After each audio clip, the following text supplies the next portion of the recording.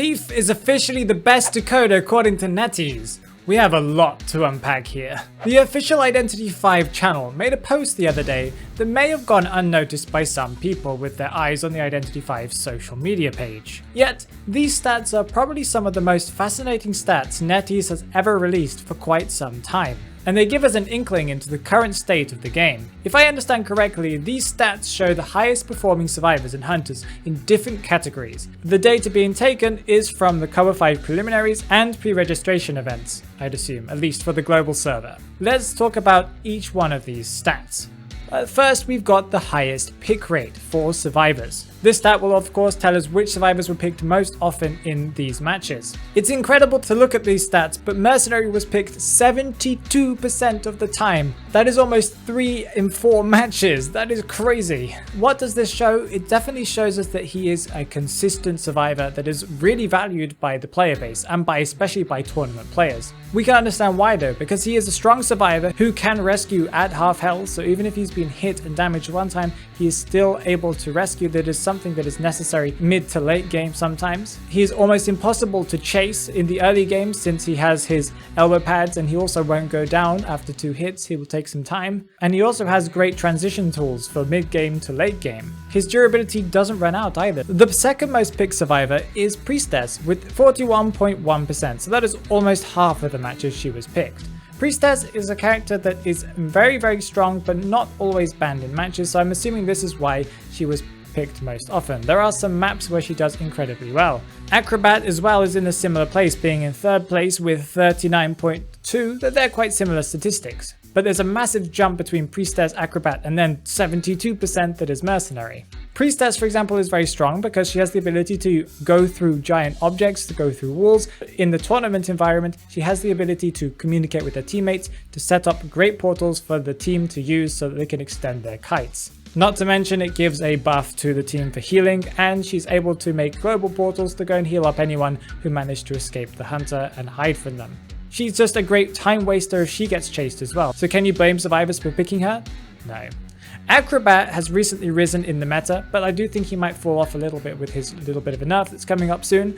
But he has incredible kite potential, especially on specific maps, where there are some areas where he is just incredibly broken. He can jump over windows, he can jump over sides of railings and high buildings. He has the ability to jump over dropped pallets. His slows, his fireball, everything can help him in a personal kite, but he's also been seen in tournaments assisting in kites by slowing down the hunter that's chasing a target or completely negating their abilities with the fireball. This can be incredibly powerful against characters like Breaking Wheel that are one of the meta hunters, because this can stop his snap from happening. This can also stop Sculptor from using any of her statues. Another survivor that I think would have been on this list that is not on this list at all is Sia, because I think Sia was banned most often out of all the survivors. This is not a stat that they've released to us, but I do assume that Sia was banned often, and this is why he's not here. He probably would be close to Mercenaries, or at least higher than Priestess's pick rate if he was permitted, because they kept on banning him. How about the Hunter highest pick rate though? Breaking Wheel was picked around 22% of the time. This is probably due to the fact that he was banned, because obviously he's banned often in the 2nd to 3rd rounds in tournaments, and he was probably banned quite often in any preliminary matches as well. So I don't think that his percentage being lower than the survivors is actually due to the fact that he's not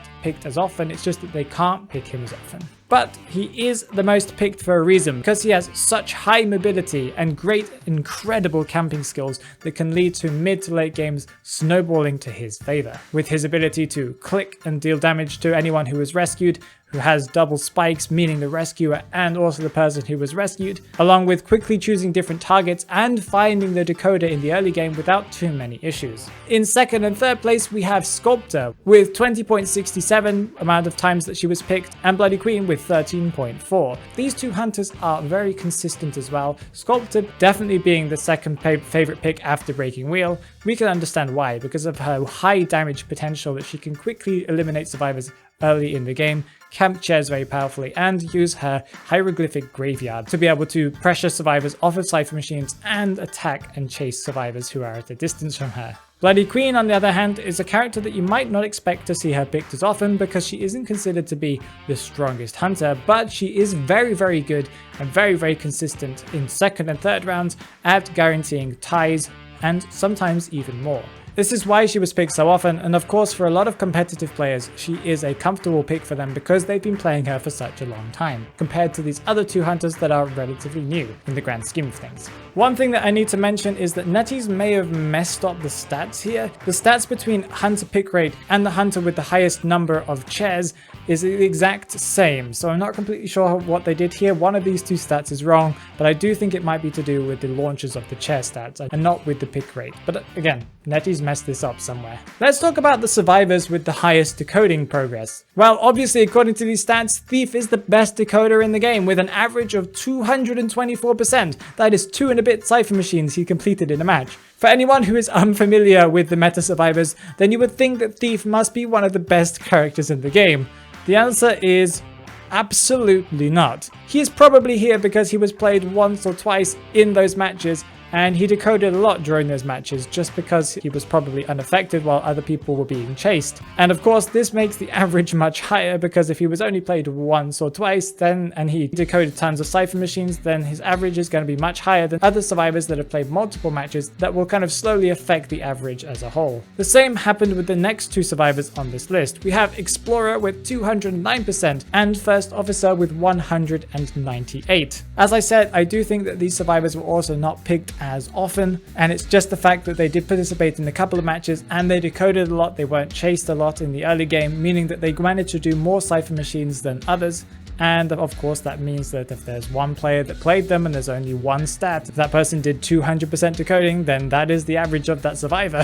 Let's talk about the survivors with the highest win rate. Now this is an interesting stat. Mind's Eye has a 66.7% win rate. She has a crazy win rate. I believe this is because she wasn't picked often, similar to Thief. That means that she's getting a higher percentage of winning, if they won matches of course. But I do think that Mind's Eye is actually quite a decent survivor because she is a pain to go against if you can't find her in the early game. That can be the case if the team is well coordinated and communicates to each other as to where they're going to transition to. Painter has a 60% win rate. That is also pretty high, and I would say that he is picked a little bit more often than Mind's Eye, so these stats might be actually more important to realize. He is picked more in second and third rounds of course, but he's not an incredibly strong survivor overall. His lack of halfway mark on chair and his occasional game-changing paintings that stun the hunter for a considerable amount of time is pretty powerful and is pretty solid. Gardner also has a 60%, being in third place, but she's not picked as often. But she does have some competitive viability in a way. In a well-coordinated team, she can delay the hunter from chairing, and her bubble can be used properly by good players and can be really powerful in the right situations against hunters that are non-meta that can happen in later rounds, for example the second or third. The hunter with the highest win rate is the Feaster with 50% win rate. That's not amazing, but it's not bad. Again, Feaster is not picked super often in tournaments, but I would think that in the lead up to COA 5 there would be more Feasters playing because he is quite a strong hunter overall, and if you've mastered him then you can be such a big pain for some team members. A lot of players have played against him for a very long time and do know how to deal with his tentacles. In the case of his anti-rescue, he is really strong, and he can sometimes even make it impossible for the survivors to rescue. Bloody Queen makes it again onto this list with 45.2% being the second strongest hunter or highest win rate hunter in the COA 5 preliminaries at least. As I said before, she is a very consistent hunter at getting ties and sometimes getting even more. She's stronger than Breaking Wheel at guaranteeing at least 1 or 2 people dead because Breaking Wheel is a little bit of a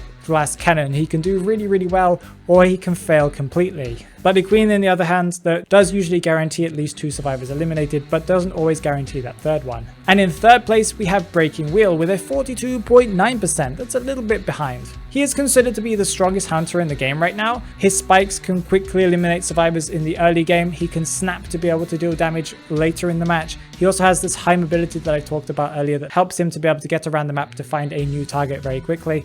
It can be really rough for a team if the match goes well for him in the early game because it just snowballs and the survivors get down so quickly once he's at full presence. If you're a beginner and you're looking for some way to win more matches, then you need to watch this video here and you'll learn some really crucial tips that will help you play the game much better.